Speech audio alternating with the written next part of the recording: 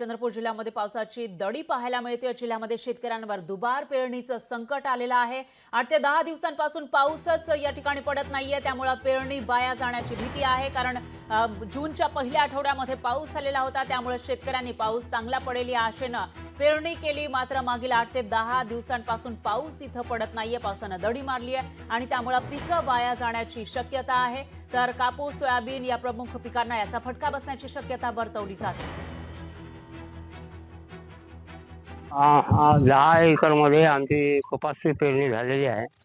तर काही कोंब निघत आहेत, काही बाहेर निघालेले आहे आणि या उन्हाच्या काळाच्यामुळं ते आम्हाला असं वाटते का ते निघालेले कोंब पूर्ण सुकून नष्ट होऊन आमची दुबारा पेरणी करण्याची शक्यता वाटत आहे। जास्त पाऊस झाल्याशिवाय पेरणी कुठल्याही प्रकारची करू नये असं हवामान विभाग, कृषी विभाग आम्ही पण सांगतो।